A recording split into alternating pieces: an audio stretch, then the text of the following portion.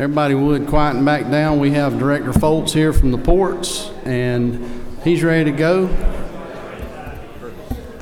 And we'll turn the floor over to you, Curtis. Thank you. Thank you, Mr. Chairman. It's great to be here again this year and with this group.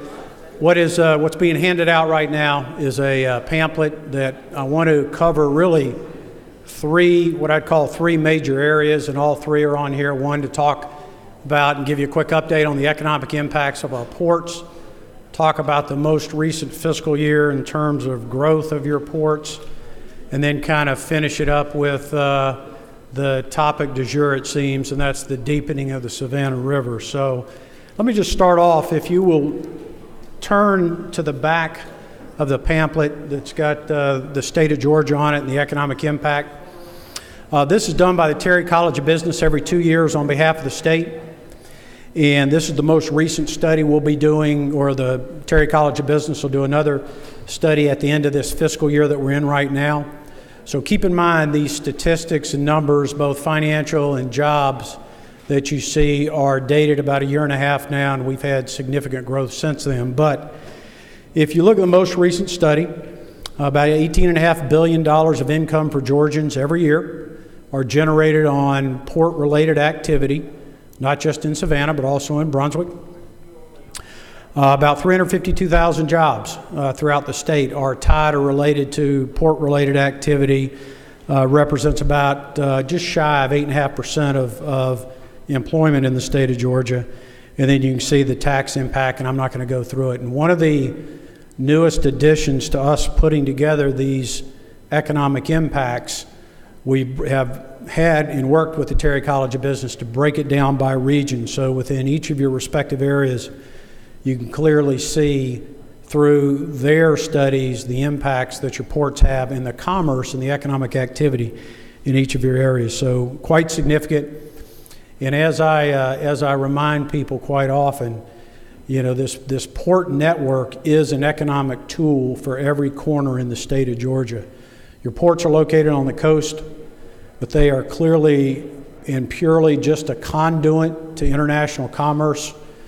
So whether you are consuming goods, which almost all of us are, on goods that are produced overseas, or you are manufacturing or producing products that you want to market around the globe, your ports are a very efficient conduit for making that happen, and you can see the jobs that are associated with it.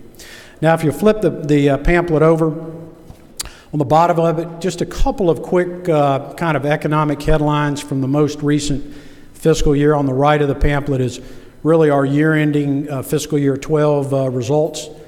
It was a phenomenal year, a record year on all accounts. And considering that we are still in a very poor economic recovery, both globally and in the U.S., a very good year for us. Just shy of 3 million units handled at our container facility, 2.98 million TEUs.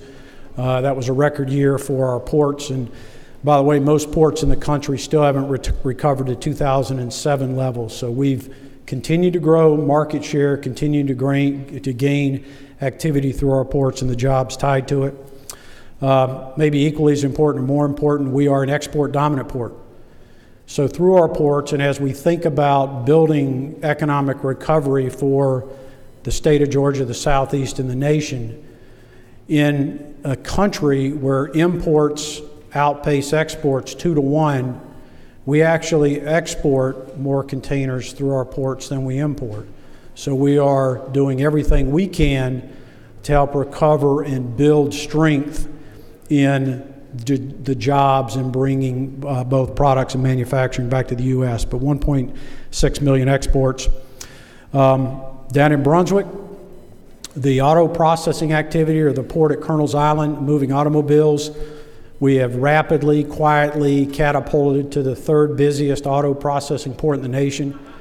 Last year handled just shy of 600,000 automobiles through Brunswick. We will clearly exceed that number this year. So again, another real positive economic story down in that area. Couldn't do it without vessels accessing the world. Record number of vessels called our ports, over 2,900 vessel calls last year. Break bulk activity was up. And then when you wrap it all together, our total tonnage in activity was up for a record year, over 26 million tons. And talking about the exports, not only are we export dominant, we are the second busiest port in the nation in terms of export tonnage. You can see on the bottom left chart as we finished last year, very proud of it. Well, you can see the numbers here, 13.2 million tons of exports, really on the back of forest products, kale and clay, poultry. We're the number one port in the nation for exporting poultry through our ports, and we're continuing to do everything we can every day to try to build the infrastructure to support that. And so now I'll kind of wrap it up with really our deepening project that we've got. And I think, as most of you know, this has been a long, hard-fought effort. It started in 1996 with some reconnaissance work or initial studies that said, you know, this river that is the shallowest major port river in the world, not in the Southeast, not in the U.S., in the world, needs to be upgraded. And keep in mind, that's a federal channel. The study was officialized in 1999 when Congress authorized it as part of a WRDA bill, a Water Resources Development Act bill out of Washington. And 14 years later and $40 million of studying later, in October of this past year, we received a record of decisions. So that was a great day for the project, a great day for Georgia, and a great day for everything that's tied to this project and all the commerce in the Southeast and the state that moves through our ports. A couple of kind of key data points that came out of that record of decision or that approval by the federal government. One is that the total project cost in their Corps' estimate is $652 million. The state's equivalent share of that is slightly over $260 million of the 652. But I think the most important points out of it, I think, for everyone, and at least as you look at ranking and prioritization of the project, is the fact that for every dollar spent on this project, commerce will benefit to the tune of $5.50. So the way you measure federal projects of this magnitude, or what's the benefit to cost ratio as they refer to it? Well, folks, most projects in this country of this type, it's strong to get a benefit cost ratio of 2 to 1, 3 to 1 range. And the funding cutoff is in that threshold range. Well, by our project having a 5.5 to 1 benefit to cost ratio, I think it screams or speaks very loudly of how needed this project is and how valuable and beneficial it will be for commerce moving forward. That 5.5 to 1 benefit to cost ratio in the Corps studies or the federal studies translates into $174 million in net benefits, not gross benefits, in net benefits annually for commerce. So as we think about making Georgia and our ports and all the economic development tied to it, continue to think about making it competitive going forward, this project is absolutely needed. And in that vein, we would ask that you would strongly consider and support the governor's recommendation this year in his bond package for an additional $50 million of funding towards just north of $260 million. That is the state's portion, and it will be the state's total portion pledged. It will bring it up to $231 million. So, Mr. Chairman, that'll conclude my remarks. I'll be happy to answer any questions. All righty. Got a couple questions.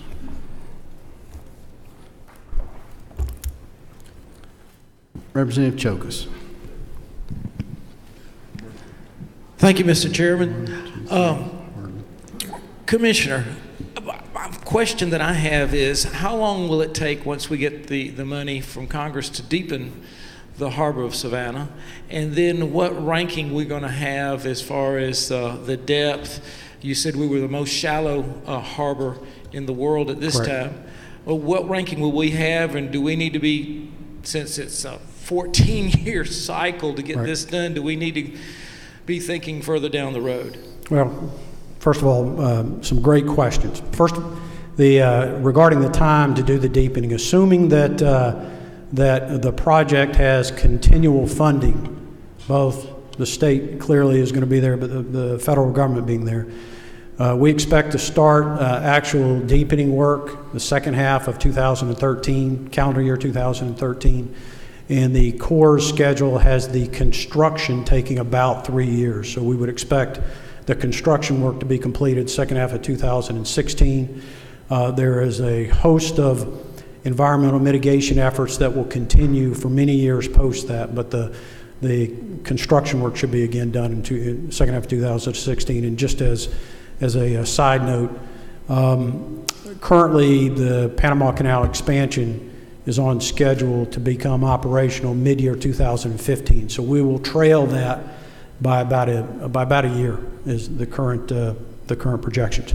I wish we were going to 50 feet. I wish we were going to 55 feet. Deeper in our world is better. Ships are getting larger.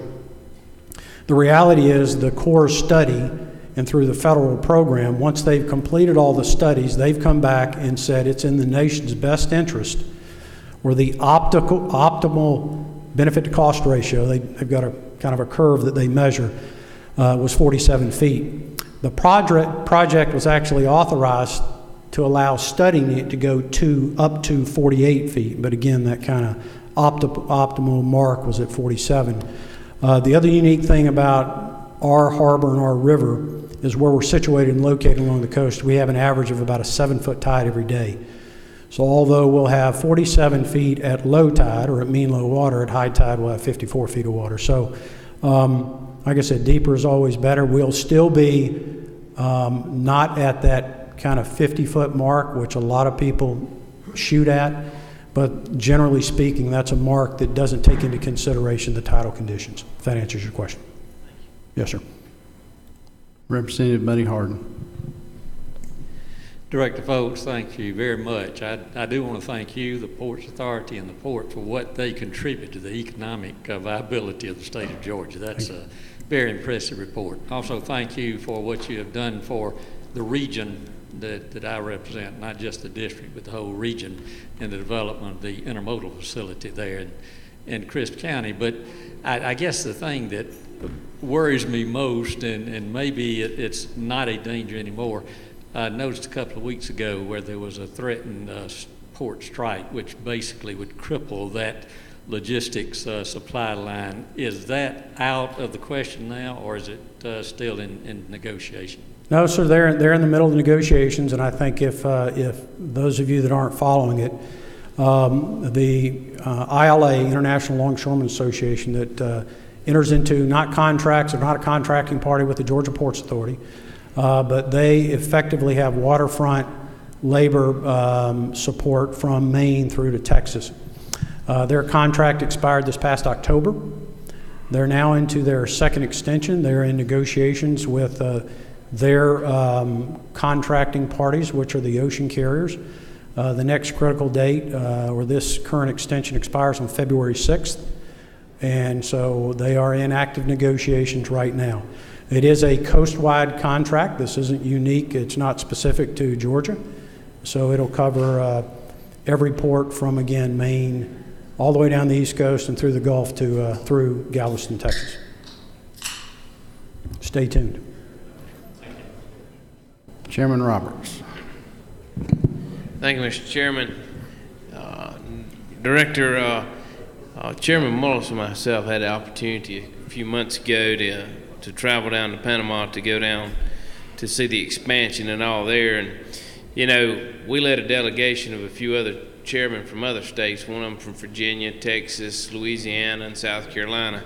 And I can tell you they're all hoping that we don't get on schedule with these, but with the deepening, because they realize the importance of what it's going to do to them when we get to that point. They realize with the new Panamax ships coming through and all that it's going to hurt their ports when we get there. So I do appreciate the job that you're doing, and I'm fully committed to trying to work to get this done, because of not only what it means to not only to Georgia, but the southeast United States. It's going to be huge. But I say all that to say this. I actually think that they're not going to quite be on schedule.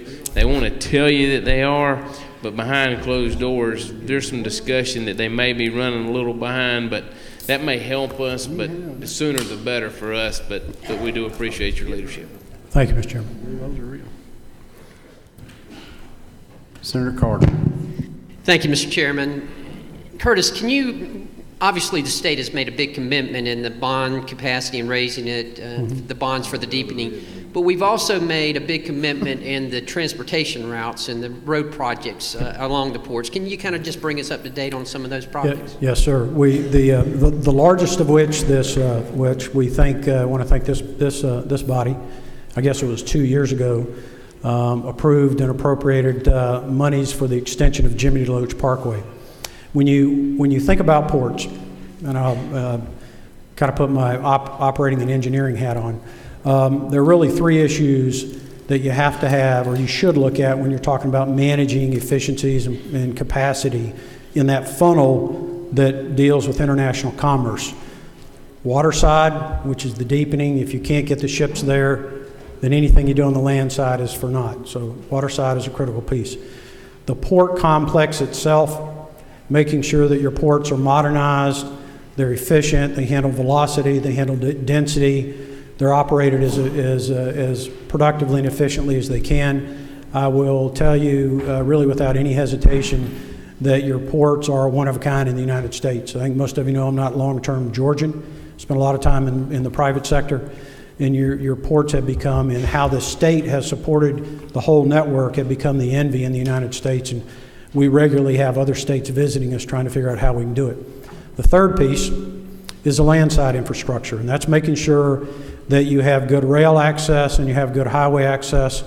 We have laid out and worked with the state on every turn to build better landside infrastructure. You've got to make sure that freight mobility beyond the ports is efficient. The Jimmy DeLoach Parkway is a huge part of that. We've just completed a bridge called the 307 overpass, and we've got one or two small pieces that will finalize the puzzle, but we've made a lot of headway on that.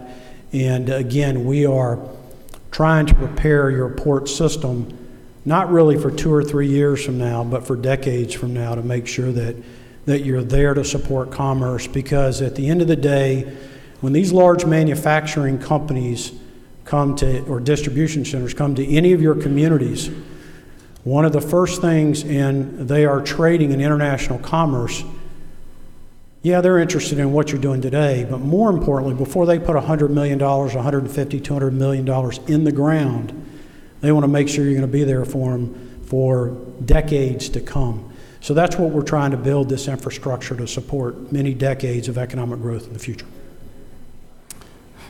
All right, Director, that looks to be all the questions. Thank you for being here with us, and thank you for the job y'all doing down there. Thank you.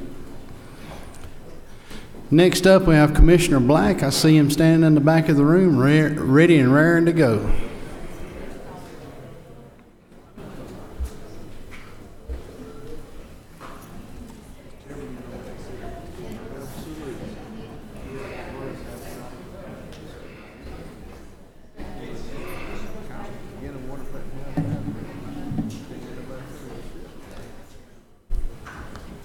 Commissioner, welcome. Thank you for being with us. Thank you, Mr. Chairman. We'll see if we've got one up here. A presentation. Will it sent over, or we have our thumb drive? I believe I see Martin coming with it right there. Yeah, well, they're supposed to say that. Yeah.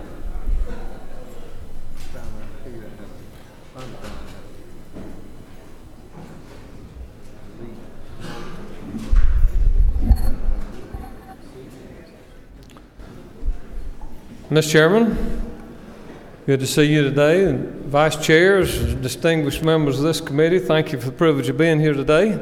We thought it might be a little late in the day. You might need a little extra energy, so on behalf of Georgia blueberry farmers, we've got you some 2012 blueberries that were recently freeze-dried and available for you. Maybe a little extra boost as we end the day today, but we're thankful for the opportunity to come and visit with you just a moment today.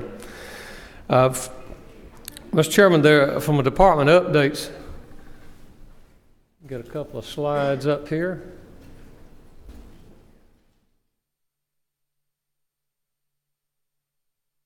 Go ahead and move to number 2.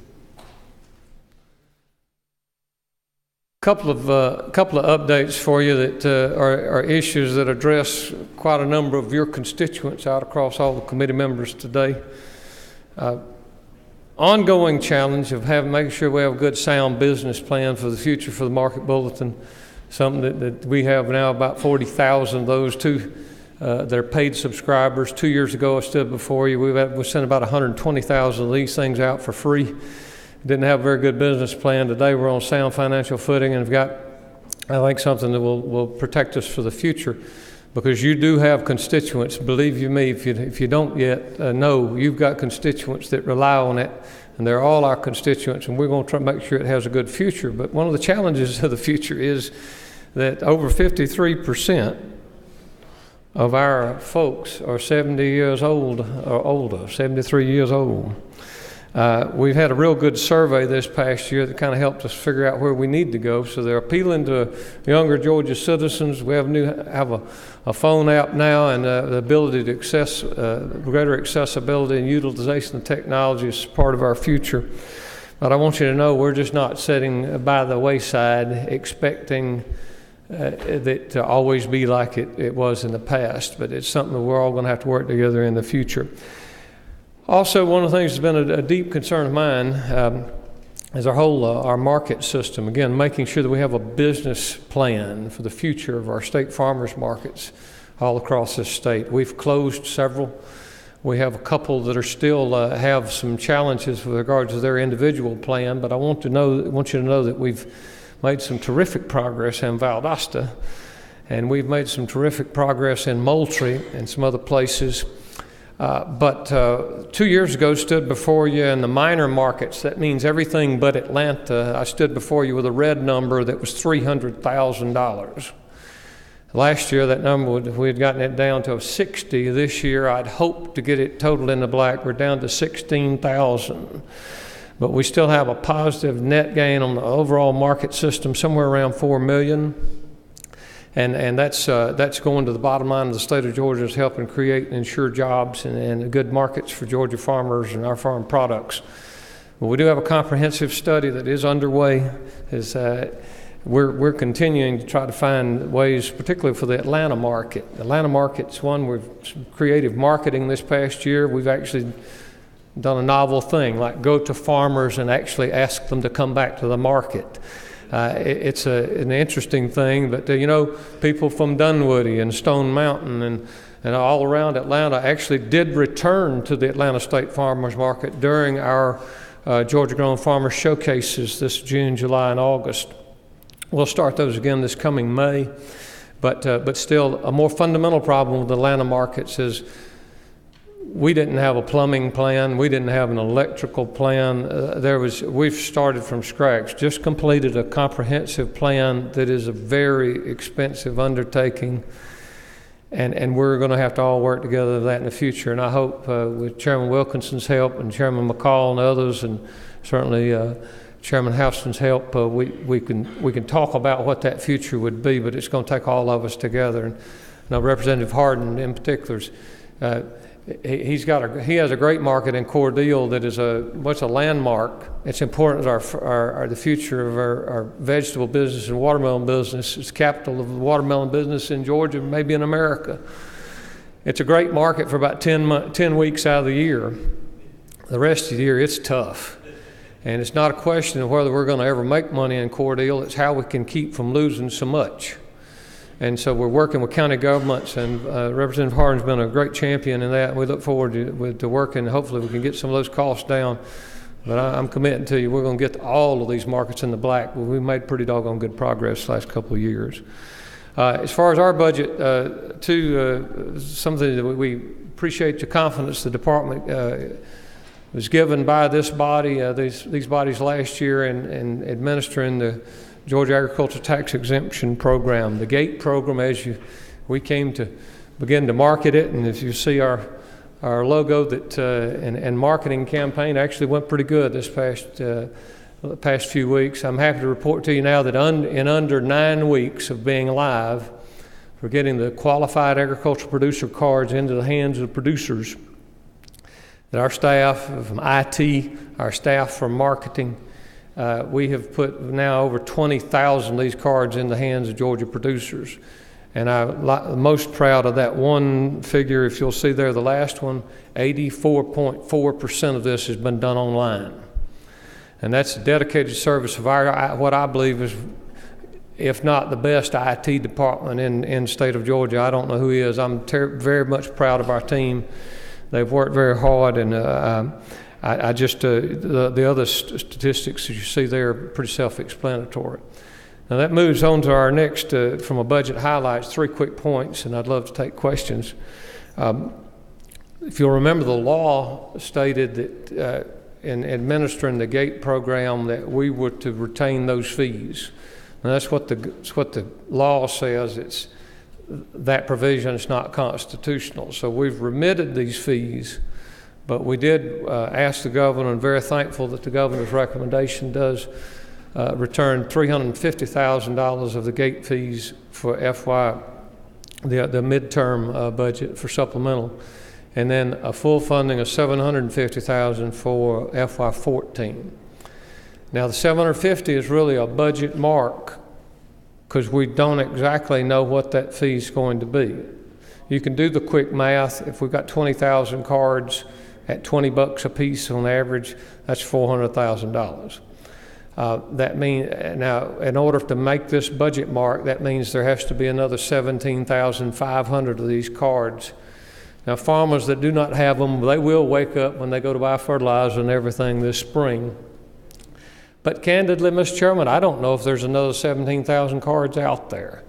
And so what we've committed to the governor and commit to the committees is we're going to monitor this and give you an update every week or two during the budget process, so that we can tie that number down before we go to conference, so that it's an accurate number.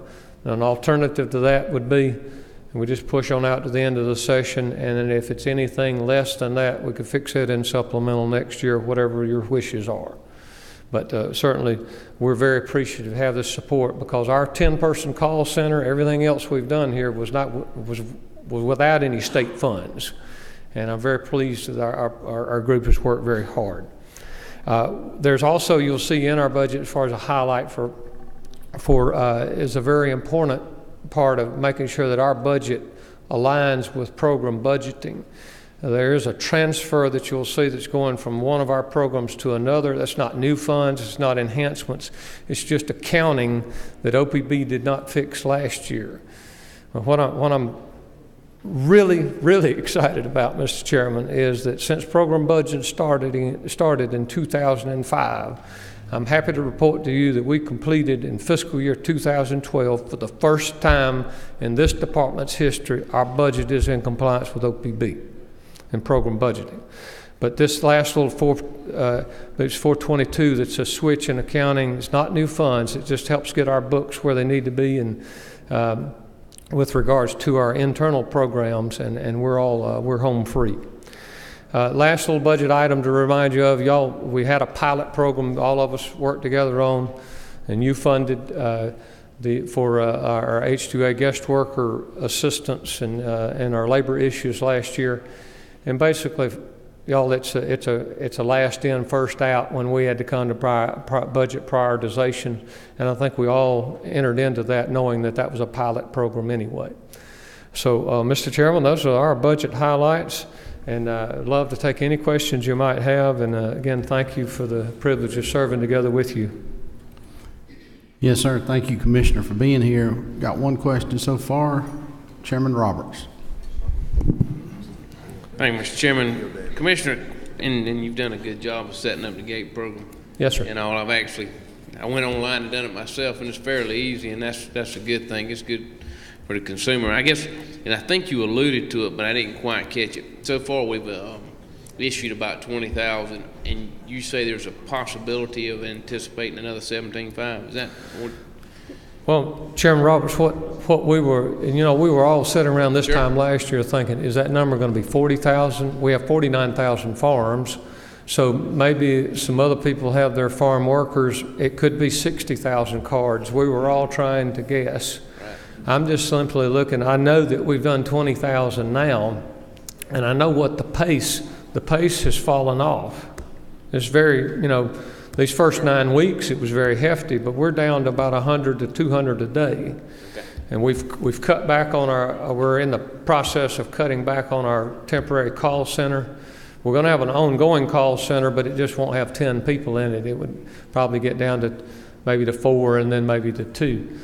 But I'm just kind of looking at the spring, and it begs the question: are there another 17,000? Because it would take another 17,000 to make the 750 in revenue. Okay. And I just don't know. Now, another thing to think about for many who may have said, well, we're giving the store away, we're concerned about how much revenue is going to be lost with regards to this, with so many people having a card. Well, what we're seeing on the GATE program is this. You authorized us to ask a question about their federal income tax. You said that we could supply the Schedule F or ask them to supply. Well, the way we crafted the question online, we said, when you file your federal income taxes, what form do you use? 1120?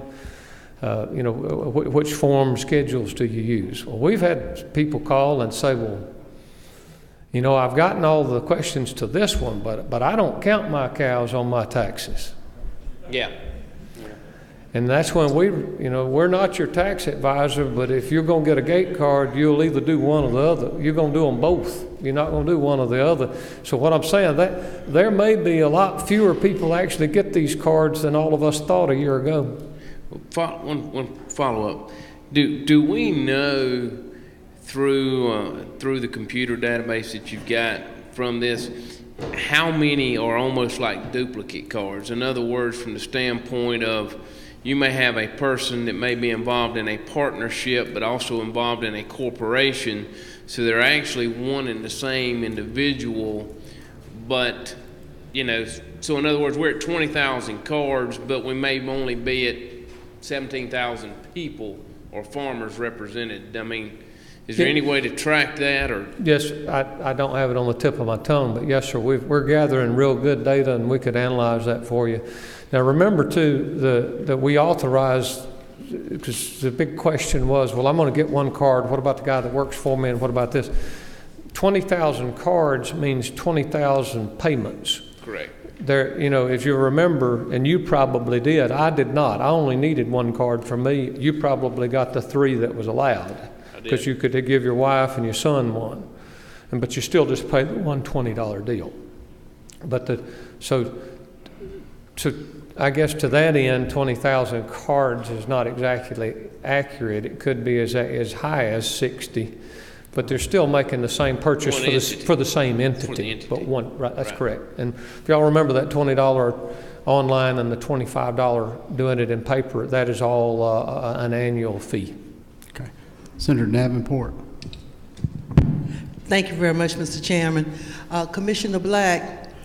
Here. Oh, yes, ma'am. I'm sorry. Yes, That's okay. I noticed on your slide, and you also mentioned the comprehensive study of the state farmers market. Yes, I guess in December it was completed then. Yes, ma'am.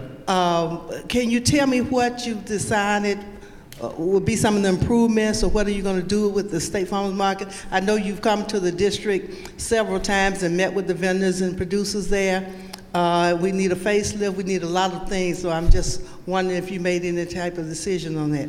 Yes, ma'am. Excellent point, ma'am. And it is it's a big hub of business, and it's a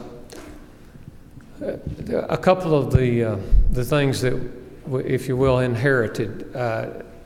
Each of those bays up on the hill. You know what I'm talking about, on the hill where the wholesale part of the business is. And those of you who've been there know what I'm talking about. And their bays, their doors where people come and go in big trucks. There are 81 of those doors and bays that the concrete's crumbling and reinforcement rods were exposed. And so we've just been trying to use the little bit of bond money that we've had left over to fix those. And we've determined that many of those buildings are salvageable on the top of the hill. But in order to meet the future food safety needs, meaning federal requirements, there's a brand new set of produce safety regs that are out from the U.S. Food and Drug Administration.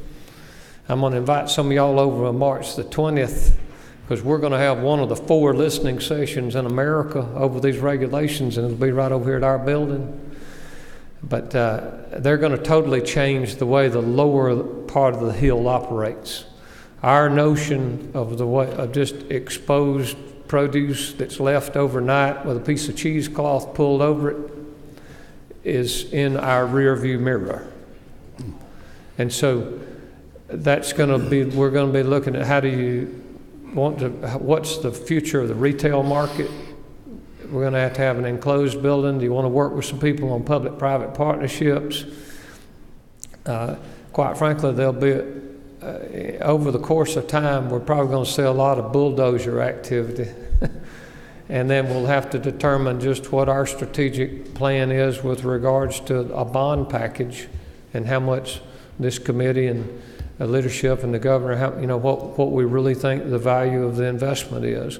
But certainly from a wholesale standpoint, we have a great opportunity to work with the current vendors that are there, because there's several of them that would like to have a new building and they'd like to do public-private partnerships. So we're going to be looking more at ground leases and the ability of them to build their own facilities and do some more than in a strategic way rather than the hodgepodge way that it's been done in the past, because it's really been if you needed a cooler, maybe you could get one, maybe you didn't. And we're going to be much more methodical about that and have a good business plan. Thank you. Yes, ma'am. Okay, we've got time for one more quick question. Representative Dickey. Commissioner, thank you, Mr. Chairman. Commissioner, I know food safety. Oh, I'm sorry. Yes, sir. I know food safety is a big part of what's coming down the pike, federal. Do you anticipate a bigger part of your responsibility involved in the food safety this coming year, or in the budget, or just where is that going? Where is the food safety regulation? Where are the regulations? And that involvement in overseeing that in our state. Yes, sir. And of course, as you well know, that's how much that's going to impact you and your business. Where we're very blessed, the director of food safety, and by the way, we've changed that in the past year. Our division's been consumer protection in the past, but we've really reined in that area to focus solely on food safety because it's such an important part of public health. Oscar Garrison's our director. Oscar is immediate past president of the American Food and Drug Officials, which means that's all food and drug officials of America, not just departments of agriculture. If you're in that business, he was the president of the national group. So we have an excellent conduit with communicating on these regulations, and that's why we're going to have one of the listening sessions here. We have benefited this year with a record number I think I will subscribe to the group that says we've got more government than we can all afford, and that we're going to all be smaller, and particularly on the federal level. But once the federal budget is set, then I am going to compete to make sure that Georgia gets the resources that it should. We have had a record year with regards to that with the FDA, and our total extramural funding this past year for upcoming years is $5.9 million. Much of that is dedicated to food safety, to improving our training. Our staff has had over 18,000 hours of continuing education in the last 2 years. It's unprecedented in the history of this department. And that's creating a career pathway for those food safety inspectors, and hopefully using, leveraging some of those federal dollars to help pay them a little better. But yes, sir, we'll be intimately involved. We're going to want seek input from both ag committees, and encourage you to, as a business owner, and the Peach Council and all of other commodity associations, to weigh in heavily on this published rule, because your future surely lies in the balance. All right, Commissioner, that concludes the questions we have on the queue. Thank you for being with us. Thank you, Mr. Chairman. Thank you. Commissioner Butler.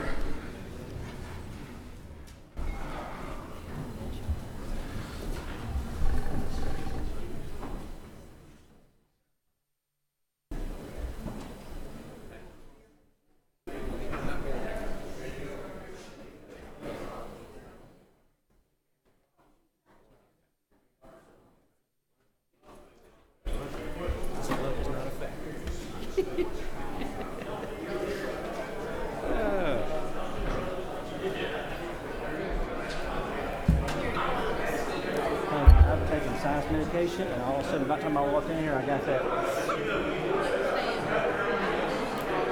Oh no! Hope you don't get what I got.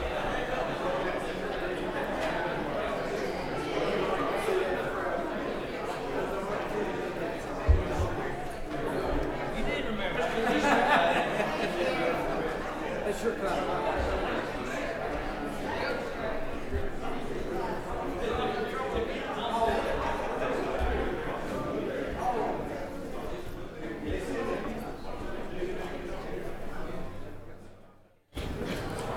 Commissioner Butler. That would be distracting. Welcome. Thank you, Mr. Chairman. Chairmans. Thank you for being with us, and I'll ask everybody to quiet down just a little bit, and the floor is yours. Well, I'm afraid Gary Black has distracted everybody with free blueberries right there. Unfortunately, the Department of Labor doesn't grow anything quite that good, so we just try to help grow jobs.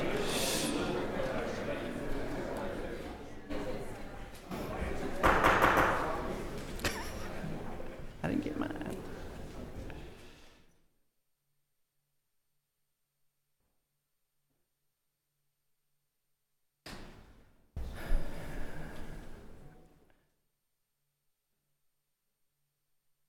Maybe you want to. All right. Well, thank you, ladies and gentlemen. It's good to be here today to give you our presentation. I know the day has been long for you, and I know that because I have sat in the same seats that y'all have sat in before. And I know I'm also at the end of the day, so I'm going to try to make this as quick as possible. Next slide. First of all, just quickly going over the cuts that are in the governor's budget. We just we put them out here, in a fairly easy. Taking a cut in FY13 of $671,000, and then in FY14 $361,000. We understand times are hard. The description is very accurate in the governor's report. We will be having to reduce staff again this year. We're also looking at some consolidations of locations, and also thank the General Assembly for allowing us to be able to negotiate long-term leases, because we like to go back and take a look at some of our leases also. Revenue assumptions going forward, though, I have to say that when it comes to cuts in revenue, the General Assembly has been much kinder to us than the federal government has.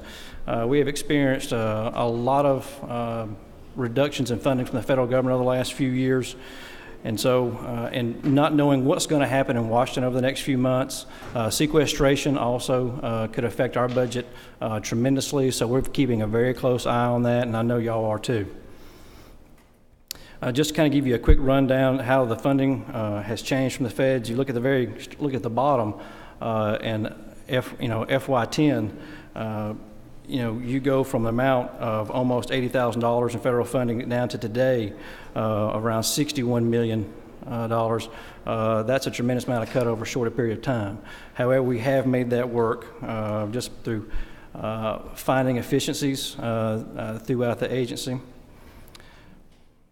The next slide, basically we're talking about those funding issues that we're seeing that we have lost money. All of that is connected to how they fund and reimburse us for our UI activities. The good news is, because we're getting people off of unemployment and getting them back to work here in Georgia, we're able to get by a lot of this reduction in funding because of the fact we have less people to serve. However, they are still, at a bare minimum, just hitting the basics on the funding from the feds. Quick update on the UI Trust Fund. As y'all remember last year, y'all were kind enough to help us out with some legislation to make some changes, and I'm here to report to you that the changes y'all worked with us with have been very helpful. We went from almost owing $1 billion about this time last year. We have gotten the trust fund down to $540 million loan is is where we're at right now. Not quite cutting it in half, but we've made some tremendous strides toward getting this loan paid back, which going forward will help us with our state budget, because that's less amount of money that we're going to be having to pay in interest. You take a look at through the feeder credits that were put toward us from the feds, that was the increases that they put upon the state, that added $70.4 million toward our balance. At this end of the year, we worked with the governor's office closely, and we made a decision to go ahead and sweep what was left in our trust fund account. And what that means is at the end of the year, we had $110 million left over to the good. And so what we did is we went ahead and we paid down our balance that we owed. And the reason why we did that is we can borrow short-term money for the first quarter to get us by until our revenues, which our biggest part of revenues come in after April. What it helps us do is it saves us an additional $2.2 million this next fall. So that's why we went ahead and did that, to save that money. That's money you won't have to find somewhere else, savings to the state. Right now, we have asked for a credit line from the feds of $132 million. Probably won't have to use all that, but then again, not knowing what the future holds, you never know. But like I said, we should be able to pay that off way before the time when that comes due, after our revenues come in. And right now, we predict at the end of next year, we should have a remaining balance that we'll be able to use to sweep the account of $150 million. So we're gaining ground quickly. Some of the actions we took from last year through the budget cuts and also through the reduction of federal funds, we've been consolidating staff. We've been sharing positions across different sections of the agency. Our staff reductions right now, first year, 2 years ago, we reduced staff by 6%. Last year, we reduced our staff by 10%. So it's about 16% staff reduction over the last 2 years. By the way, those, like it says, that does not include any reductions that we saw through transfers of the agencies that have left the Department of Labor. That does not include those personnel that have left. Another actions we have taken, we have our IT team that we've got in there. Some of y'all may know former Representative Jeff May is our CIO. He has done tremendous work for us. After a short period of time being there, he was able to identify and find us an immediate savings of $5 million. Which was tremendous, a big help to us with all the cuts that we've incurred. We're finding further reductions as projects that we have in the queue are completed. We are ending contract staff and finding further savings there. Things that we've been doing with the money that you've been giving us. Over the last year, we have helped over 300 individual employers through recruitment events, helping them find employees. Regardless of what you may hear, businesses around Georgia, they are hiring. And we've had a lot of recruitment events across the state, helping them find the people that they need. We've also been working very closely with Commissioner Black on the problems that we saw back with the ag community, helping them through the process, giving them some technical assistance with H2A and other things, and really helping them find their needs for what they need to be able to produce for Georgia. We also provide labor market information, and we've been working very closely with the Governor Department of Economic Development. And over 2012, we actually put together data for them to help them with over 199 projects to help bring jobs to Georgia. Our number one priority right now in the Department of Labor is assisting our returning veterans. Some of you may know that over the next 3 to 4 years, we're anticipated to have over 80,000 returning veterans come back to Georgia, and those veterans deserve to have jobs. They are our number one priority. We've been working very closely with the governor's office with a grant that we were able to procure from the federal government to help our returning heroes that are coming back. We've even recently have had specialized recruitment efforts just for veterans. We had a very large one here recently, which was an amazing event. If you had a chance to come by here at the Congress Center. Thousands and thousands of returning vets that are already here. We had private sector volunteers waiting by to help these veterans with their resumes. We connected them with training partners, and most importantly, we connected them with jobs. So it was a very successful event, but we have these events all over the state that help our veterans. So we had a very large one down in Perry earlier on in the year. So we are concentrating on helping these veterans. Like I said, being the father of a veteran, they deserve the sacrifice they have. They deserve to have a job when they come back here to Georgia. We've also, if some of y'all remember, talking about soft skills a few years ago, passed some legislation. We've developed a Georgia Best program to help with our high school seniors. It helps teach and develop soft skills. One thing that we heard from the business community is that they were having a hard time finding qualified people, but not just qualified people, they're having a hard time finding people with the proper soft skills, knowing how, business ethics, showing up for work on time, how to work well with others. This program has gone very, very well. We had 20 schools in the pilot program in the first half of the year. And out of those 20 schools, we were able to certify a little over 1,000 students in Georgia Best. And the thing is, the program has caught on so well, and the schools love it so much, and its success is out there. Right now, going into this fall semester, we have over, I think it's right at 160 schools are now participating in Georgia Best, and more are asking to participate. And the best thing about the program is, it's basically cost-free, and we're having an effect. These kids are learning business ethics. The business communities in these different areas are very involved in this program, helping these kids understand what they need to know and how they need to act in the business ethics, how to help make them successful. And quickly, Jobs Georgia Graduates is a program that we've put more emphasis on. It's an amazing program. Right now, we currently have a little over 1,100 students participating in the state, and the students that we target in this area are students that have the most significant barriers to success. And I'm talking about ones that, these are potential dropouts, and then once they drop out, you don't know where they're going to go from there. But these are the kids that have the most significant barriers to success. Now, the great thing is with this program and helping these young people overcome those barriers, the graduation rate for these kids, and these are not cherry-picked, these kids have significant problems being able to be successful, whether that's the fact that maybe some of these kids are homeless, or they have difficult home life. It's a myriad of things that it could be. But right now in the program, we have a 94% graduation rate with what we're doing in this program. Tremendous success. We even had one kid in this program. Now, obviously, this is the exception, not the rule. But we had one kid in this program that once they got through and were able to get through school and get that diploma, they actually applied to and got a scholarship to Harvard. So tremendous success. Now, obviously, that's not going to happen to every kid in there. Every kid's not going to go to Harvard. If not, I would have signed my kid up for it. We're also working with the Department of Community Affairs right now with a Great Promise Partners program, and we're going to be using Jobs Georgia graduates to help them with that part of their program. It's just another example of good partnerships across agencies, making sure that we're leveraging everything that we can to make sure we're successful.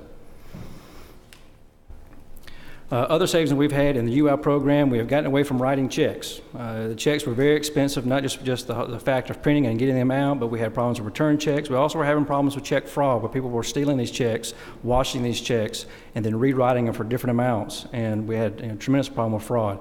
We even caught one sometime last year that was a check for over $10,000 that was cashed in Chicago. Of course, we didn't have to pay that. The bank had to pay that. But one of the initiatives we wanted to have to get away from that is we have gone now to where people that are on unemployment, they either have to have direct deposit or they get a debit card. This debit card has saved us around $800,000 a year in cost. And the great thing is, guess what? It comes to no cost to the state to have this program. It didn't cost us anything, so those are true savings all the way. We also have a treasury offset program. What we're going to be doing is we've had a problem with people that owe us money, whether they had an overpayment, whatnot. We were having trouble going after this money. We instituted a program here recently. It was just approved in the middle of last year, which was past the time for tax season. But we were going to possibly be able to recover as much as $16 million to go back into the trust fund through this program. We'll be looking at tax returns as they come in. We'll be able to get that money back from these individuals that owe us. And last year, even though we did put the program in late and tax season was already over, we were able to collect back to $137,000. Obviously, that's not a lot of money. But again, it was approved late by the feds, and so we did not get that in time for April. We're going to reduce fraud. We're continuing efforts there. We have real-time connection now with Social Security, so that way we can figure out when individuals are starting to earn income again. One of the problems we've always had in the past is people that are on unemployment, sometimes once they go back to work, they don't seem to understand that they have to notify us as soon as they go back to work, so we quit sending them checks, because once they go back to work, they no longer receive UI. And so that has been a problem in the past, but we are improving that process with new technology. We're also using a cross-match with the National Director of New Hires, anything that we can to reduce fraud and help out the trust fund. We're also working with our employers across the state with some new online initiatives. A lot of this stuff used to be paper, very manual. Our new SIDES and SIDES small business websites. Basically, it helps those employers help give us that information that we need to make sure that the people who are supposed to be getting unemployment are getting it, and the ones that are not supposed to be getting it are not getting it. The program so far is being very successful. We've also added to our website a fraud and abuse reporting website. That was requested of a lot of the individuals here in this General Assembly. A better way for businesses to let us know when they know that somebody is defrauding the system, and that system is working quite well. They can either fax or make inquiries through telephone to us when they know of known instances where people are committing fraud against the UI system. Also, one of the initiatives that we brought in also that's been very, very helpful. In the past, if anybody in here has ever had to do their own taxes, they know that when you did your UI taxes for the state of Georgia, you had to write a check, fill out a form, and send it in to us. We have moved that process, we're in the process of moving that process totally to electronic payment. Is catching on as the employers are notified, more and more signing up every day, and it was fully implemented late October, early November, and just in that short amount of time, we've already seen about $250,000 in savings right now. Looking at ourselves to make ourselves more efficient and work better and provide the service we are, we have implemented our staff technical assistance review, where we go into our career centers and our locations and take a really hard look at our staff and see how they're working and how they're providing services and making sure that they're doing their job in the most efficient manner. We've been moving around the state with a specialized team, taking a look at these career centers, making sure they're providing the right types of service, and in case we need additional training, we're also providing that. More importantly, a program that we have is we have our Special Workforce Assistance Team, SWAT, which we recently just piloted up in Dalton area at the request of the community in Dalton. And we all know that the problems that Dalton has had with their high unemployment rate. They requested help from us with their workforce. Yes, they have high unemployment, they also had employers in that area that were having a hard time finding individuals to fill those jobs. So basically, we went out and found our A-team, our best employees from around the state. 30 days later, after we met with the business leaders and the political leaders and the chamber in Dalton, we were back up there, put together a 3-day seminar for the people who were unemployed in the Dalton area, and help them identify where they have a skills gap, skills need, help them with resume writing, how to interview, a lot of workshops to help these individuals be best prepared to go back into the workforce. Very intensive. We also are changing the way we do business in our career centers and shifting the concentration on the employment services, helping these individuals get a job, getting them off the unemployment better. So we went in and did, and I have to go into, I'm very proud of this project because it had such a tremendous effect on that community.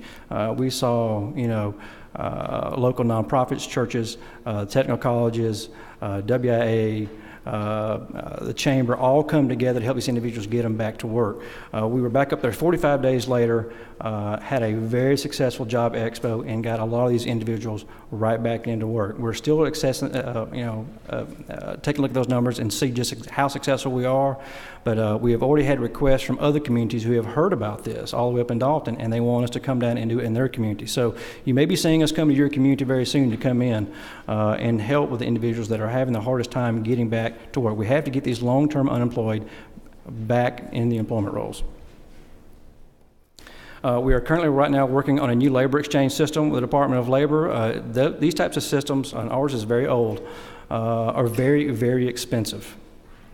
The really good ones are, and there's a lot of vendors out there. But my staff actually came up with a really novel idea, and that is let's partner with someone else. And so they contacted Texas, who has a very good system, and come to find out their system was basically built and funded by federal dollars. And so now we have an agreement with them. They're going to give us the code for their system, and we're going to make modifications.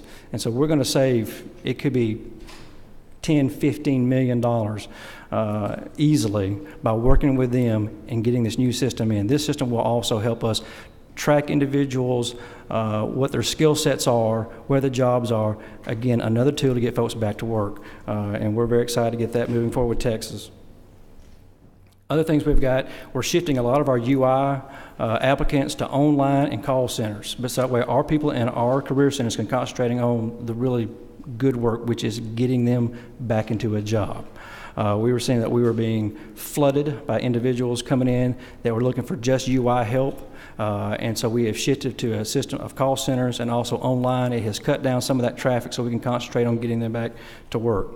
We may be looking at further career center consolidations over the next year. Last year, we slated to close 7 career centers due to budgetary cutbacks. We ended up only having to close 5.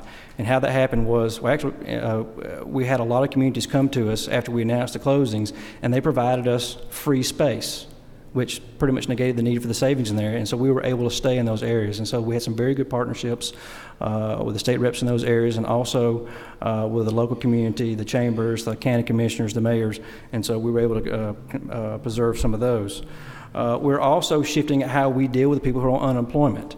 A lot of times we just work with the businesses and they come and see us and say, we need this many employees, and we go and try to help find the employees. We're also shifting our focus to working with the claimants and selling the claimants to the businesses, taking a lot closer look, a lot more one-on-one time, and go, these are the things that you need to be successful, and we're going to help sell you to these employers and get you back into work. We're also instituting tougher job search requirements for people on UI. We're basing it on the unemployment in those particular areas. The higher unemployment, the lower the job search requirement will be. We have a minimum of 3. In the areas that are lower in unemployment, they're going to have more job searches because we know there are more jobs available. We're also right now currently working with the American Institute for Full Employment. They're going to help us take a look at our rules and regs and see what we can do to scrub the things that are unnecessary to make it easier for our business community to work with us and get rid of the unnecessary steps and unnecessary regulations that we don't need to have in place, the ones that are not necessary. Anything that we can do to make sure that we're getting out of the way of businesses, and that way they can be more successful.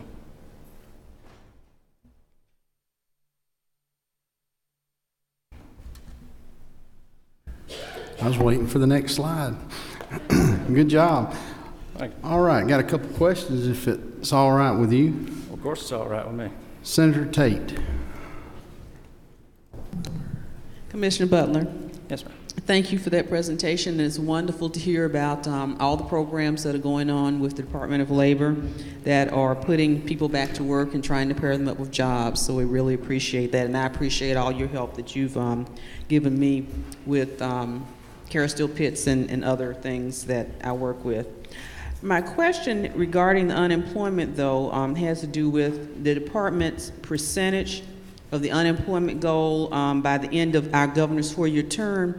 What are we anticipating the percentage of unemployment to be at that point, and is that in line with what the governor is anticipating it to be also? Well, obviously my goal is to get it down to full employment. But yes, I believe our goals are aligned. We are making headway every day. I tell people all the time, you have to be really careful when you see the unemployment rate. Make sure you read the numbers behind the unemployment rate, because that really tells the real story. A lot of the things that have been driving or making our rate go down a little bit slower in some cases has not been the fact that we're not gaining jobs. It's not the fact that we have more people becoming unemployed. It's actually the fact that we're seeing our workforce number increase. The workforce number is basically those that are actively seeking work or are working. We are very, very close to being back to pre-recession levels of people in the workforce, which is very good news for Georgia. We see a lot of people, their unemployment rate goes down, but it's because people drop out of their job search. You're not seeing that here in Georgia. You're seeing people starting to have hope again, getting out there, and they're actively seeking work. So a lot of that's what has been. Matter of fact, if you take a look at last month, we did have a small bump up in the unemployment rate, but we only lost 400 jobs last month, which, by the way, is one of the lowest loss figures for that time period over the last 5 years. So that was very good news.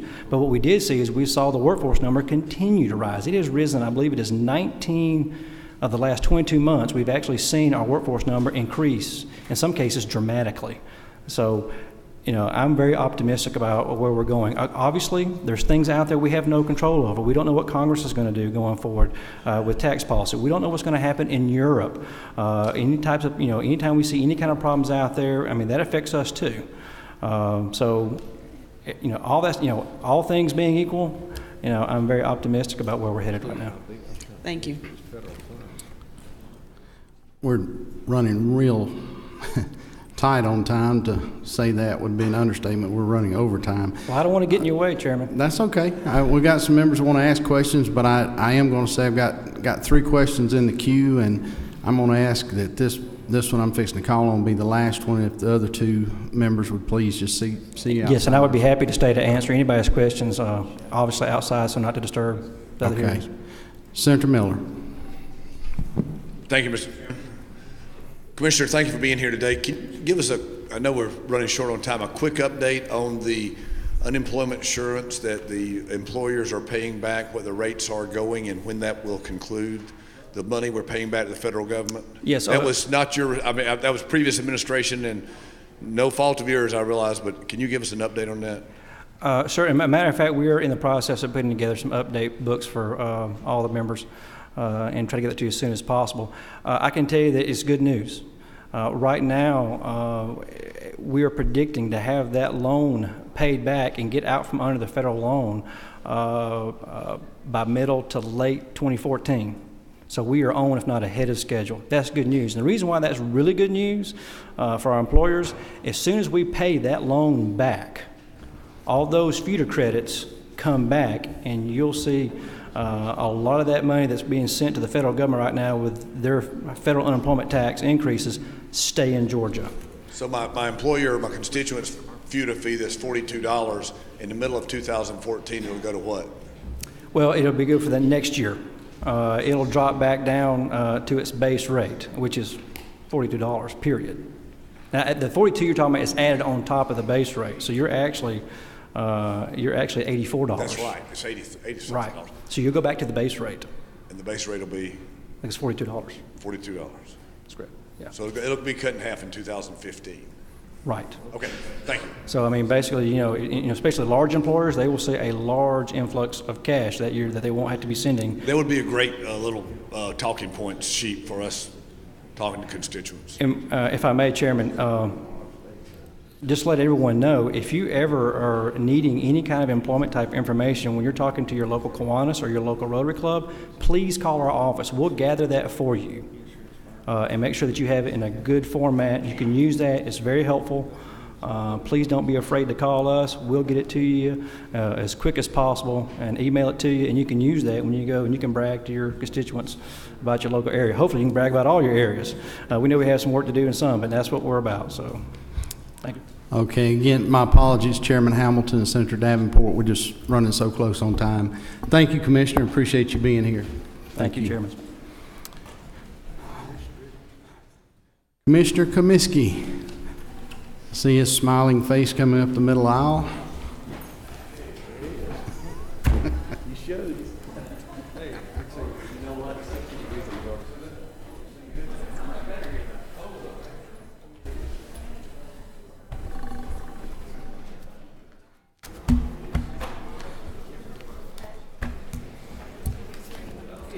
Well, to try to get us back on schedule, as soon as Elmer gets it, gets the PowerPoint I'm ready when you're loaded, ready. Well, and Emlyn. the floor will be yours.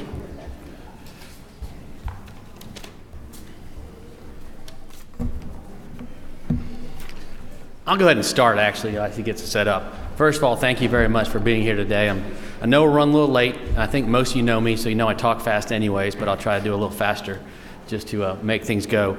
I'm going to start off with an overview of what we do. I know most of you here know it, but I also know we have some new members, and sometimes the scope of economic development is not always known. So the first slide. There are 5 major areas in economic development. The one we always hear about is business recruitment. When the headlines come about Baxter or they come about Caterpillar, every newspaper is there that wants to talk about it. But that's not our main goal when it comes to bringing jobs to Georgia. The most important function we have in this department is helping existing industries grow. If we can't help our existing industries grow, we're not going to get new business come to Georgia. I always liken it to 2 subdivisions. One has 100 for sale signs and one has 1. Which one are you going to move into? If we have companies leaving the state, companies are not going to come to this state. So please know in your communities and everything else, the number one function we have is existing industry. And to give you an idea, between new recruitment and existing industry, the number of new jobs we tackle in a year, 60 to 70% are usually expansion of existing industries compared to the other side of that equation. International trade. International trade is something that unfortunately few know about, but it's incredibly important. It's probably the single biggest asset we have for small business. We've got 10 offices around this world that are there to try to find new markets for Georgia businesses. To give you an idea, we're not talking about big companies. 80% of the work we do is with companies of 100 persons and less, and 50% is under 20 people. So we are there to try and find new markets for small business because it helps them grow, helps them diversify, helps them employ new employees, and helps their longevity for the rest of their lives. Film, music, and digital entertainment. The state legislature is to credit for all the success we have. We have 138 camera-ready counties, I believe, in Georgia today. It is something that does not just help one area of the state. It helps every single one. We've got productions in Covington. We have productions in Blue Ridge. We have productions down southeast Georgia and productions in southwest Georgia. It's an economic driver for this entire state, and we're proud of it. And it's also, quite honestly, one of the funner things we do. It is really neat. If you haven't been to a set, call me. We'll get you on a set. It's something everyone should see and experience. Last but not least is arts development. It's something that has really just started with the department in the last 2 years. The Arts Council in the Governor Deal's first year was put under our department. And the Arts Council is a wonderful, wonderful asset. It helps with tourism. It's interrelated in so much of what we do. It's not a huge budget, but it's a very passionate crowd. They're actually working with pretty much a person in all 159 counties every day and every year. I'll go into each of these more now as I go forward, but I just want to give you a general gist of where we're going.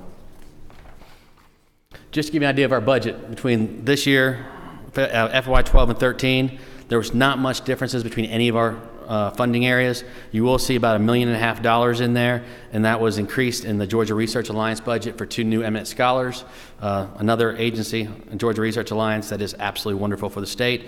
The rest of it was pretty much steady, and we were thankful for that, as we're thankful for all our budgets.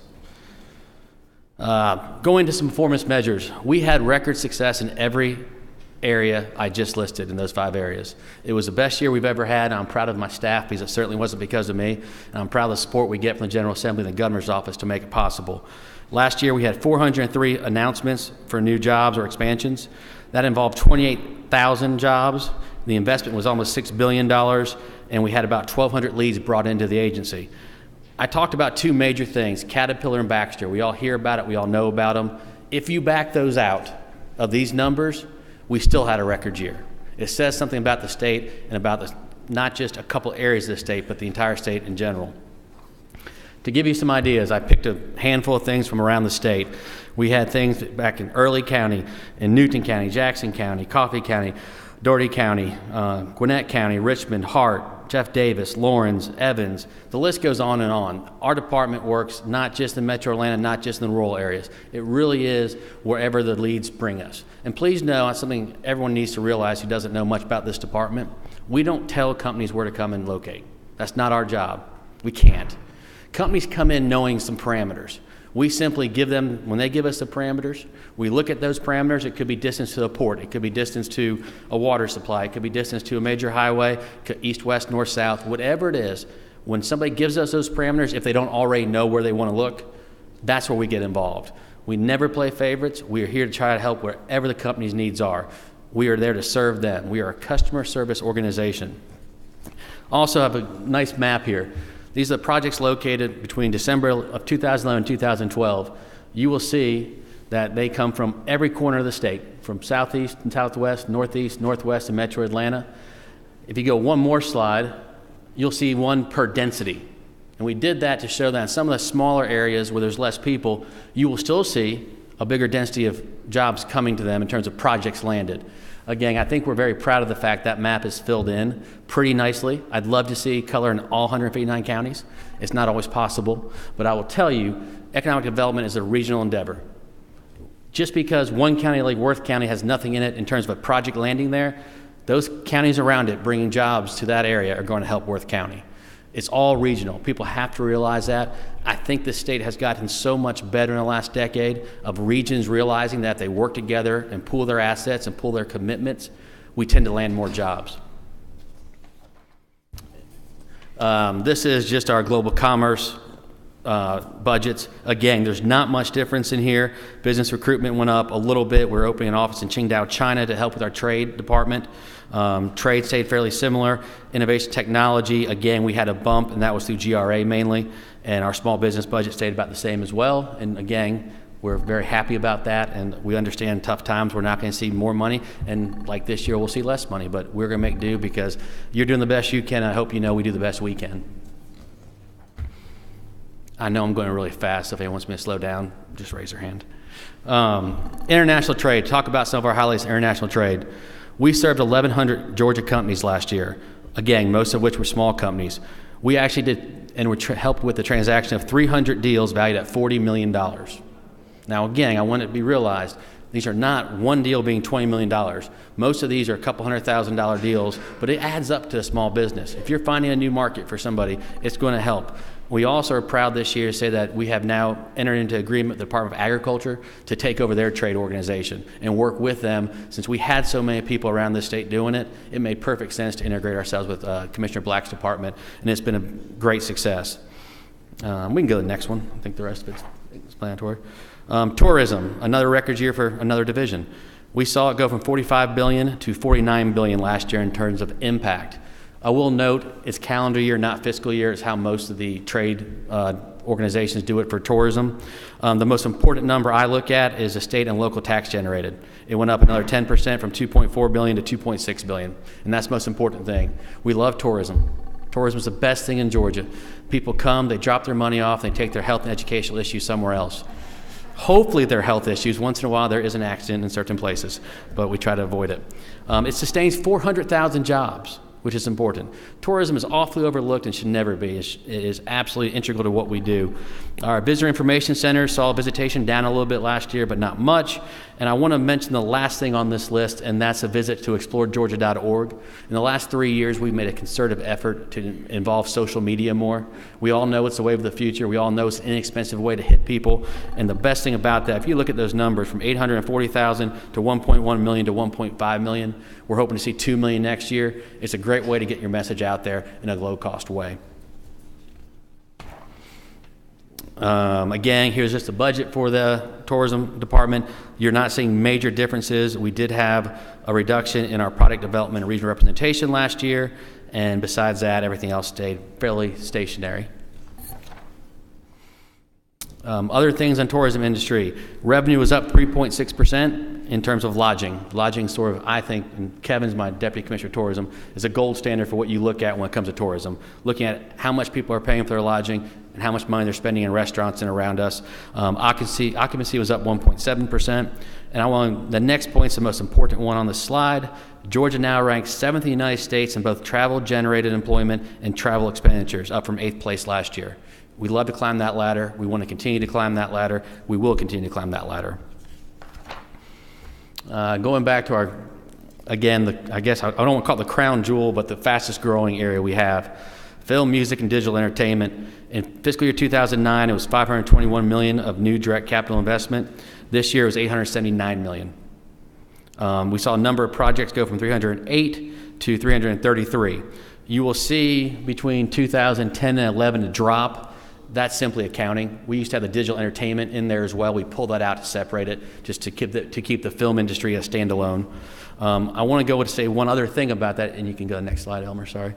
The direct economic impact for the state, though, in terms of activity, in 2007 was $248 million.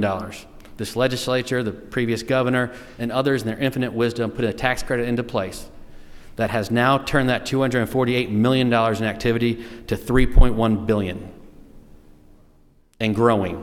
We are going to blow through that number again this year. Next slide. Just to give you some ideas, to brag on our thing. Hunger Games, all your kids know about it. We managed to take them from North Carolina. Other states, as we have put this into place, have had to, at times, reduce what they were doing. They've cut their budgets in places. And I'm going to tell you, the film industry, for all the money you hear about paying to an actor, they're cheap. They are. It's great. They're looking for the best deal and the way to shave costs for themselves, and Georgia's been great. And Georgia's great for another reason. We got mountains, we got rivers, we've got an ocean, we've got farmland. Anything you need in Georgia you can find in terms of a background or a set. And it goes back to what's so great about the film industry. They're not just in Metro Atlanta, they're just not in Savannah, they're everywhere in the state. And when they go somewhere, they're bringing money, they're bringing food, they're bringing hair designers, everything about local economic impact. Next one. This is the Council for the Arts. I talked about a little bit. Those counties served, we have served 100% of every county. It doesn't mean a dollar goes to every county, but we're having interactions with our grant programs, with applications from every county in this state. It surprised me, actually. Our grant awards have gone down, but the budget, because of tough budgetary times, has dropped from a very large number, from 3.8 to 5.7. But I'm going to tell you, with Karen Patey in charge, and she's been in charge now for the better part of 2 years, she has done an amazing job to make this department look good when it comes to the arts, to using her dollars the right way, and to leveraging them the best way she can. And I'll tell you, she's got rave reviews around the state. Next one. And you'll see the state funds, not much change there. We keep it about the same level as federal matching funds, and we've also worked with tourism to do matching funds that they help with to bring down federal dollars. It really has been a good integration of all the teams together. Some more highlights of the Council of the Arts. The funding from 2012 supported programs, performances, and productions that reached 12.5 million people and benefited more than 2.6 million youths throughout the state. And I think it's also important to mention the youth involvement is probably the most important thing they do. So many parts of the state, arts and other parts of the curriculum in public schools have to be cut or have to be trimmed down. The Arts Council is doing a good job of trying to fill some of those gaps. The largest percentage of our funds, 23%, were allocated to community arts programs, organizations that offer multidisciplinary classes, workshops, and performances, and serve as a catalyst for local community and economic development, and it has worked. Marketing and communications highlights. This is sort of going back to what we talked about social media and other things, but global commerce, the marketing team there has leveraged trade and investment opportunities by supporting over 160 global commerce events, including 69 outside the United States and 19 countries this year. Supported 2 government-led missions to South Korea and China and Turkey. Hosted 33 incoming international delegations. 33 incoming.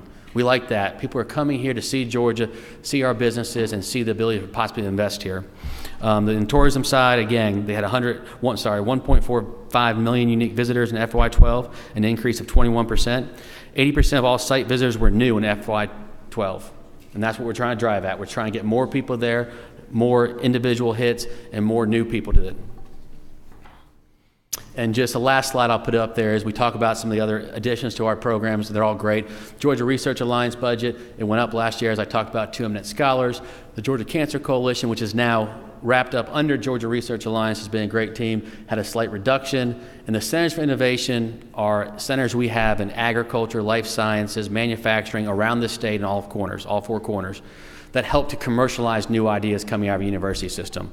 Because so many of these great ideas come out, and Georgia Research Alliance plays a huge role in this too. We have these great ideas, we have these great young people, but now we have to help them commercialize in Georgia with the hope that if we do that, and we help them cross that threshold, they won't leave the state when venture capitalists come and ask them to leave the state. The longer we can have touches on people and these ideas, the more anchored they are to the state of Georgia. We have to do a better job there. And I think we're creating how's the best way to put it, just really a center and an incubator, if you will, across the whole state to try to help them grow. It has to be done, and we're trying to do our best at it. And with the help of the Georgia Research Alliance, the Metro Atlanta Chamber, and others, we're going to get it done too. But that's my presentation. I think I saved plenty of time for questions, and I'm happy to take them.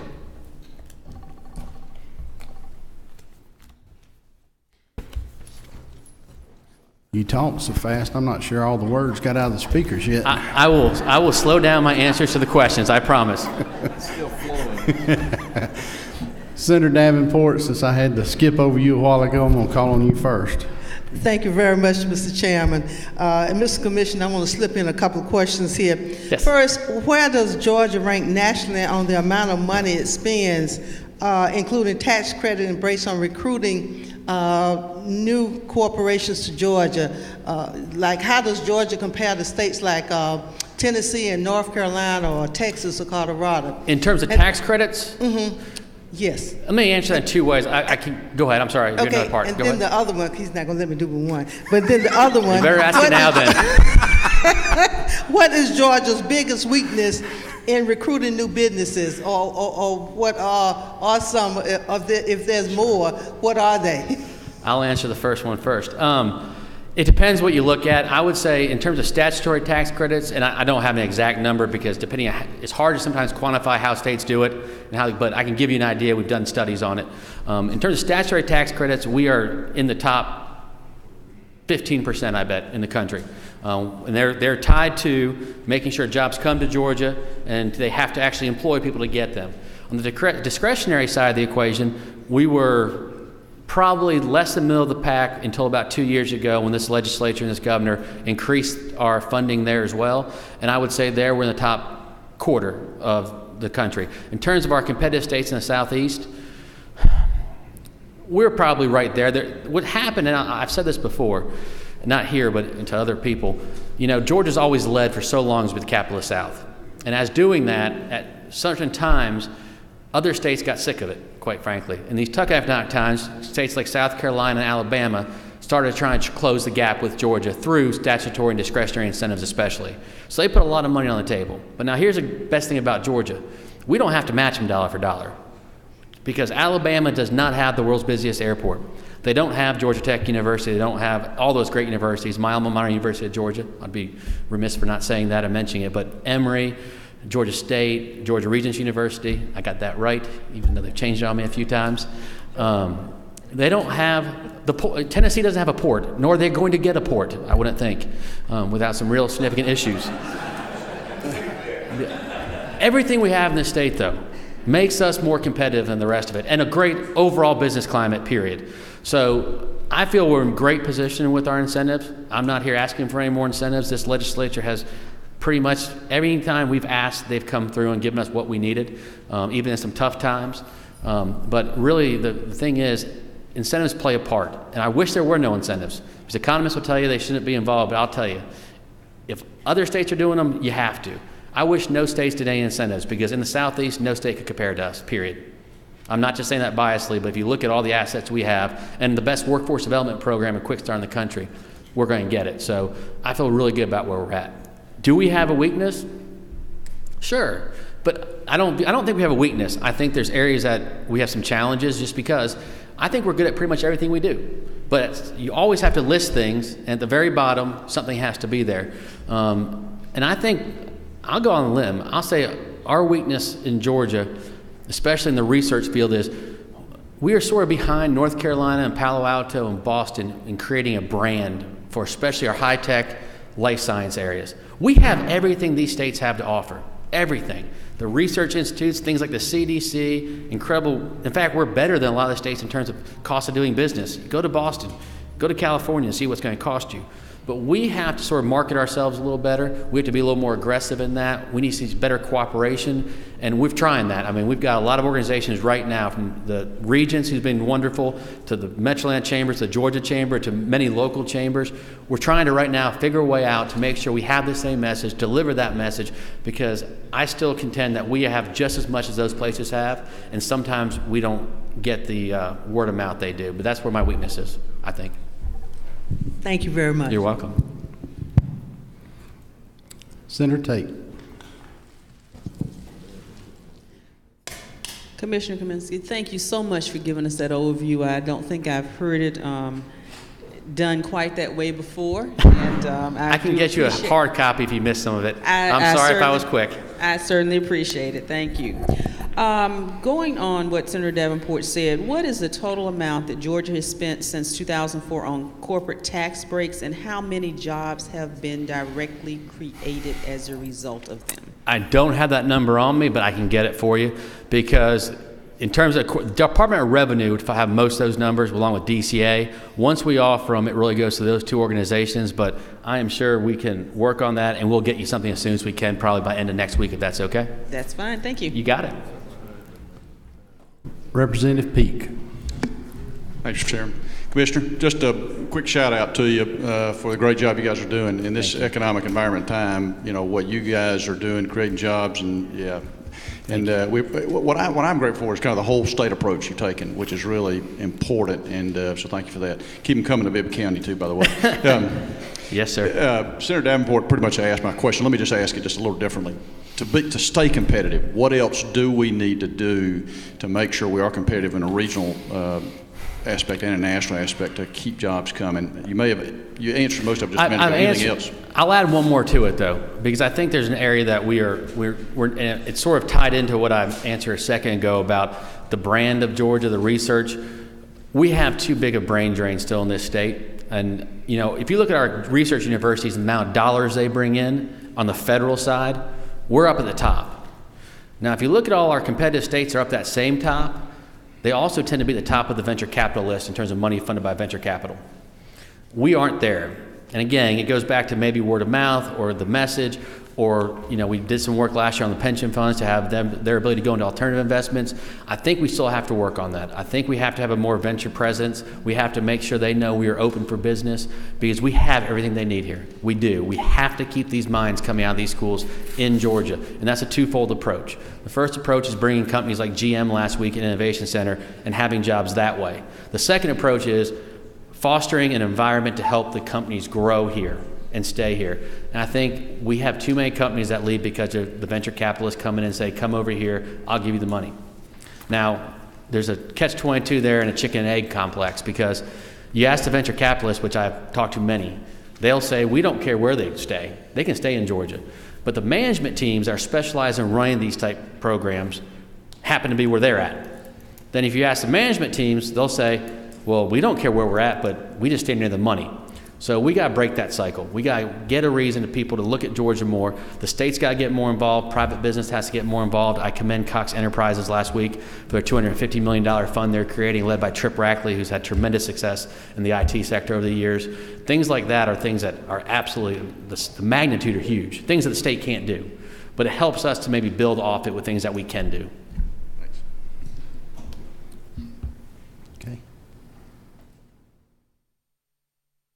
Senator Gooch. Commissioner, thank you for your report. My area of the state, of course, is real heavily dependent on tourism, and we appreciate your efforts there. I was wondering if your information may have shown it, I didn't get to follow it, but can you explain a little more about what you're doing as far as marketing Georgia outside of Georgia, similar to what the other states have done inside of Georgia? They're buying a lot of TV time and cable time. And then after that, if you would, do you have an opinion one way or the other on what shorter summers have done to the tourism industry and economic development, with schools starting back in July and early August, to where 10 years ago schools started back traditionally after Labor Day? I'm going to answer two parts of that, then turn it to Kevin to answer some of the other parts, but he's a much better person to answer it. But in terms of other states buying stuff in Georgia, two you see more often probably are Michigan and Alabama. And this is not a complaint, please. I'm not asking for more money. Michigan went on a campaign 2 years ago where they put $25 million in, and they're doing that all around the country. Alabama is different. They have a pension fund that happens to own part of a media conglomerate that gives them free advertising and billboards, which gives them an interesting way to get into not just Georgia, but other states as well. But I'm going to let Kevin answer the part about what we're doing out of state, and also the part about the shorter school days, if that's okay with Kevin. Yeah, we're doing a full range of marketing programs, including the advertising, like you would see other folks doing here. We're not budgeted at a level that will allow us to do TV, but we're doing lots of print and we're doing lots of online. We've moved more and more of the budget to online because you can track it very, very well. You get better bang for your buck than you do with a lot of other marketing. And then we have become one of the leaders in the nation in terms of social media for tourism marketing. So that's a lot of what we've done on the marketing front. And let's see, you had one other question. Oh, school calendar. Yeah. That it has hurt the tourism industry. It has from several points of view. One is the workforce is made up of a lot of high school kids in the tourism industry for the summer. Attractions then lose that workforce when they have to go back to school. It cuts off several weeks when families travel during the prime travel season. So, it's definitely hurt the tourism industry. I can't quantify that for you, but I can give you anecdotal information.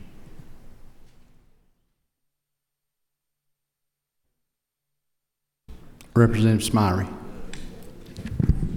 Mr. Commissioner, thanks for your service. One of my biggest areas, I think, in all of us is tourism, because tourism is the part of the economy that affects all other sectors as it relates to whatever facet it is. Tourism affects it, and I just want to thank you for what you and the department are doing.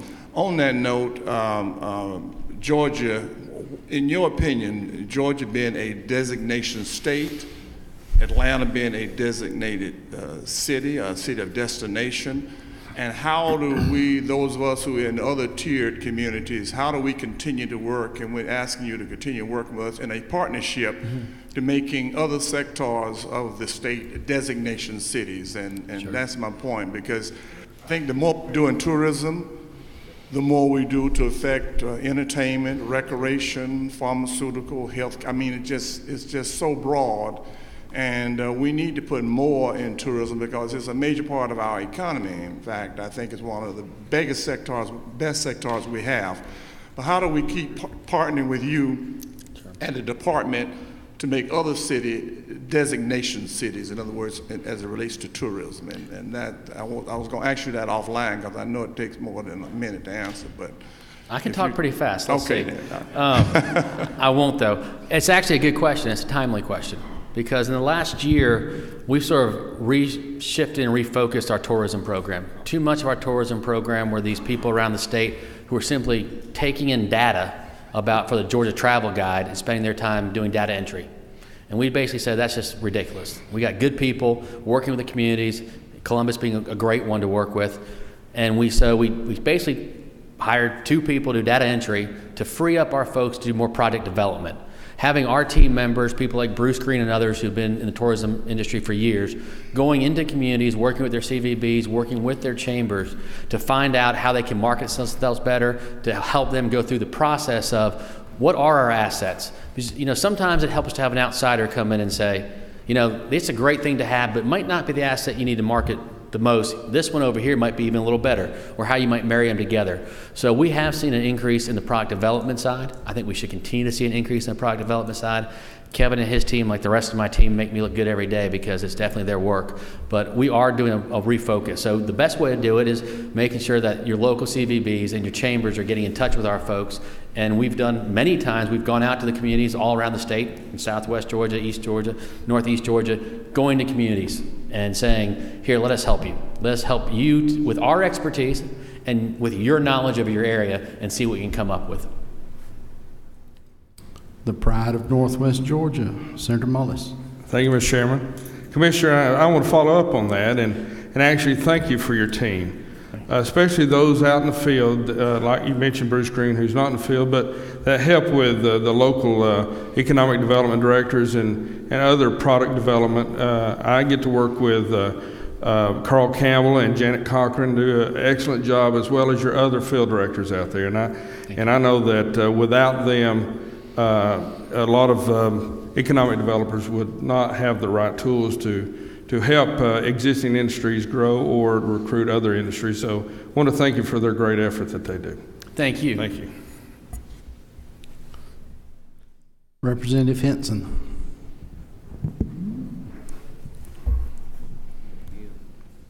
Thank you. And I do want to thank you for a good job you're doing. Thank you. And you're right about the importance of tourism and the dollars it generates. So for every dollar we invest now, how much are we generating back on tourism? Well, there's numerous studies, and I would say it ranges from $3 to $6 per dollar. Give me the best guess. Okay, I was close. About 5 to 1 is what, and again, different studies show you different numbers, but 5 to 1 is what he tells me, and he's smarter than I am, so I'm going to go with that. And I just have one other question. Yes, ma'am. With regard to business attraction and business retention. The problems that we're having with our schools, with graduation rates, with the schools not being rated in the top academic schools in the country, has that created any problems in attracting new businesses to Georgia? Yes, at times I'm sure it has in some respects. You know, somebody asked me this question when the whole APS scandal hit, and they said, how's this playing out in the country, in the world? And you know, the truth was it was making news, and it was not positive news. But I will say this, and I took an interesting view of this, and it might not be the right one to say, but I will say it. You know, that scandal was abhorrent, obviously, and no one, you know, we're all shocked by it. But, you know, our school system before that was not always seen as one of the best in terms of when we traveled. It wasn't. I think that has led us to make major changes and some significant changes that actually might break the trend of what we've had in the past and make our school systems better. And I think at the end of the day, if you go back to our weakness and challenge question that was asked earlier of me, K through 12 education could be one of them. Now we have some great K through 12 too. Let's not forget those. There's many parts of the state that have excellent ones. But it does create some consternation at times. The good news for the state of Georgia are two things afterwards that help us so much sell the state, and that's our technical colleges, which are the best in the country. Make no mistake about it. You all should be proud of every one you have in your district, and considering that there's one within 30 miles of every citizen in Georgia, you probably have one. They are what make this state run. They really do. With our quick start, it overcomes a lot of some of the problems we have there, and they're wonderful. And then our university system, which is the best and most affordable system in the country, as far as I'm concerned, helps as well. But you know, it is a challenge at times. I believe we're going the right direction. I think everyone, since some of those issues we've had 2 years ago, have put the right focus on it. It's no easy answers. It's not an answer I'm going to figure out from my perch, but I think the right people are trying to find the right answers. It was technical schools you referred to in every community, correct? One within every 30 miles of every citizen. So would you be in favor of lowering the grade point average for the Hope Grant or Hope Scholarship for students going to technical colleges? I think that's above my pay grade. You're welcome. Okay, we've got two more questions in the queue, and we are running over, so I'm going to ask the next two if they'll keep it real short. Representative Taylor. Thank you, Mr. Chairman. This will only take a moment. I wanted to commend you for the project that you've been doing. I don't know where it was in your budget. During the off session, my community had a economic academy, and I was encouraged by some of my folks to attend. It was wonderful. I would recommend that every member of this body attend it. It was some learning lessons on how to play nicely together in your region, and what it really takes to recruit and to make all the pieces fit to have businesses come to your community. It was wonderful. I had a great bunch of folks, and I know there was a public and private partnership. I think some of the businesses helped in that, but it was a wonderful program, and I wanted to thank you for it. Well, thank you very much. I know we're short on time, but I do want to say this. It's a message that's great for everyone to hear.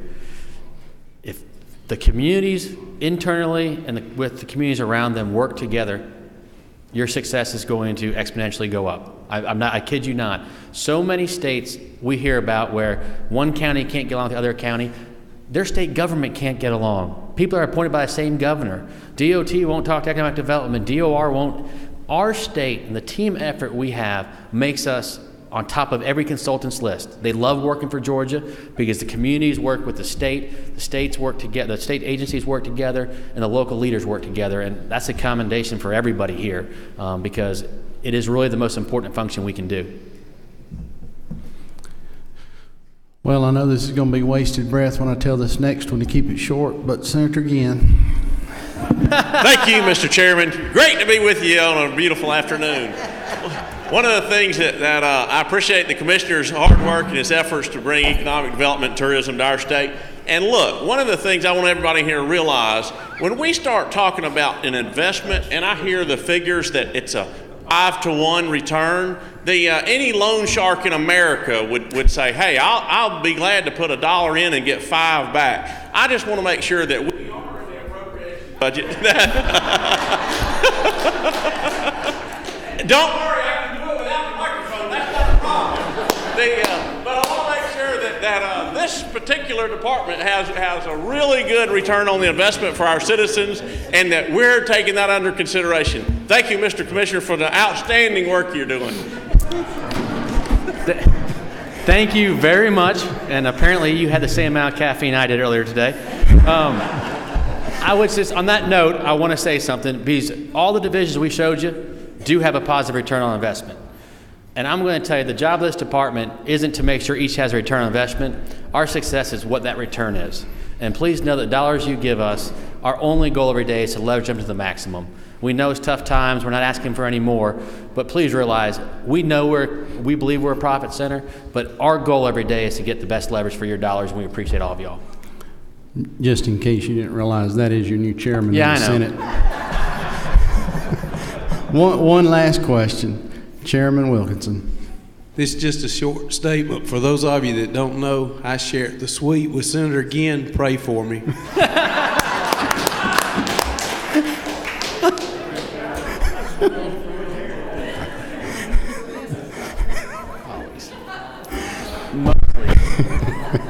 Bless your heart. All right. Chairman Hill has some wrap-up comments, and we'll call it an end. Chris, I just want to thank you for coming today. And you know, we heard this week, from Governor Deal right on through, we've got a really tight budget. Times are we really have a tough year this year. But he said something the other day that I think is worth remembering, is that we got to stay positive and remember that the future of our state is really, really bright. The good news story that you tell is starting to have effects, because I noticed one of the features of Nehemiah's economic forecast was the fact that Georgia's job growth is slowly but surely beginning to outpace the national job growth. That is direct response, I believe, to the investment we've made in economic development and y'all's efforts. And I just want everybody with you here to hear the word that the reason things are getting better is because of you all. Thank you. Thank you very much. Commissioner, that wraps up all the questions and comments. Thank you so much for what you do, and thank you for being with us this afternoon. Thank you, Chairman. We're adjourned till in the morning at 9:25.